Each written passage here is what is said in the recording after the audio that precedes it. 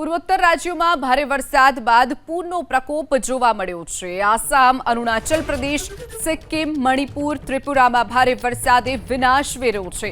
પૂર્વોત્તરના 7માંથી 6 રાજ્યોના અંદાજે 1 લાખથી પણ વધુ લોકો પૂરના કારણે પ્રભાવિત થયા છે। મૃતકોની સંખ્યા વધી અને 32 પર પહોંચી ગઈ છે।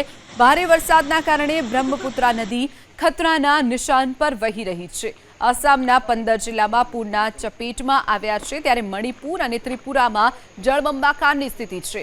સિક્કિમની તમામ નદીઓમાં ઘોડાપૂર આવ્યું છે, જેને લઈને નદી કાંઠાના ગામો બેટમાં ફેરવાયા છે। આસામની 10 મોટી નદીઓ જોખમી સ્તર પર વહી રહી છે। આસામમાં રેલવે ટ્રેક પરથી પણ પાણી વહી રહ્યા છે, જેના કારણે ટ્રેન વ્યવહાર ખોરવાયો છે। એનડીઆરએફ, એસડીઆરએફ સહિત વિવિધ ટીમો રાહત અને બચાવ કામગીરીમાં જોડાઈ છે। એરફોર્સ 182 લોકોને એરલિફ્ટ કર્યા છે।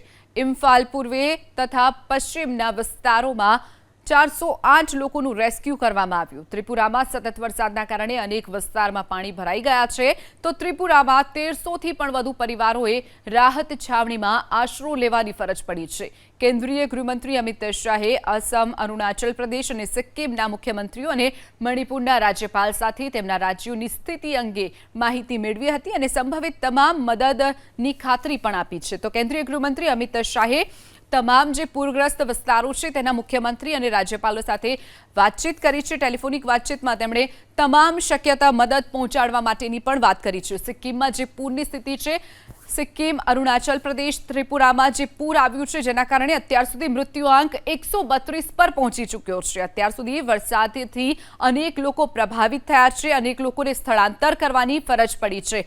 તો તમામ જે નદીઓ જે છે તે ભયજનક સપાટી પર વહી રહી છે, જેના કારણે નીચાણવાળા વિસ્તારોને પણ એલર્ટ કરવામાં આવ્યા છે। તમામ નદીઓમાં ઘોડાપૂરની સ્થિતિ આવી છે। જે દ્રશ્યો આપ જોઈ રહ્યા છો, સિક્કિમ, ત્રિપુરા, અરુણાચલ પ્રદેશમાં પૂર આવ્યું છે, જેના કારણે વરસાદે વિનાશ વેર્યો હોય તેવી સ્થિતિ અહીંયા તમામ જિલ્લાઓમાં સર્જાઈ છે।